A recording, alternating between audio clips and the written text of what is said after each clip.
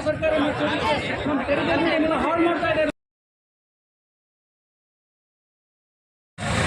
ಇವತ್ತೇನು ಕಾಂಗ್ರೆಸ್ ಸರ್ಕಾರ ನಡೆದಂತೆ ನುಡಿದೋ ಅಂತ ಹೇಳ್ಕೊಂಡು ಬರ ಬೆಲೆಗಳನ್ನು ಜಾಸ್ತಿ ಮಾಡಿಕೊಂಡು ಇವತ್ತು ಪೆಟ್ರೋಲ್ ರೇಟ್ ಜಾಸ್ತಿ ಮಾಡಿದ್ರೆ ಬೇರೆ ದಿನಸಿಗಳು ಮತ್ತು ದಿನಬಳಕೆಯ ವಸ್ತುಗಳ ಬೆಲೆ ಎಲ್ಲಿ ಹೋಗುತ್ತೆ ಅಂತ ಅವರಿಗೆ ಗಮನದಲ್ಲಿದೆಯಾ?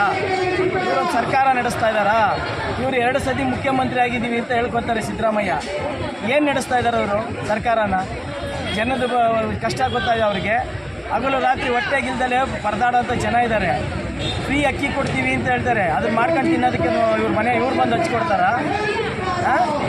ಗ್ಯಾಸ್ ರೇಟ್ ಜಾಸ್ತಿ ಆಗುತ್ತೆ, ದಿನಬಳಕೆಗಳು ಜಾಸ್ತಿ ಆಗ್ತಾ ಇದ್ದಾವೆ, ಮನೆ ಕಟ್ಟೋರಿಗೆ ಮನೆ ಕಂಬಿ ಸಿಮೆಂಟ್ ಬೆಲೆಗಳು ಜಾಸ್ತಿ ಆಗ್ತಾ ಇದ್ದಾವೆ.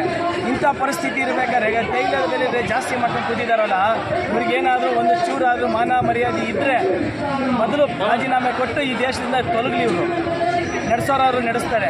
BJP ಸರ್ಕಾರ ಸರಿ ಇಲ್ಲ, JDS ಸರ್ಕಾರ ಸರಿ ಇಲ್ಲ ಅಂತ ಹೇಳ್ಕೊಂಡ್ಬಂದವರು ಇವತ್ತು ಕೆಟ್ಟ ಮನೋಭಾವ ಇಟ್ಕೊಂಡು ಇವತ್ತು ಡೀಸೆಲ್ ಪೆಟ್ರೋಲ್ ರೇಟ್ ಜಾಸ್ತಿ ಮಾಡಿದ್ದಾರೆ.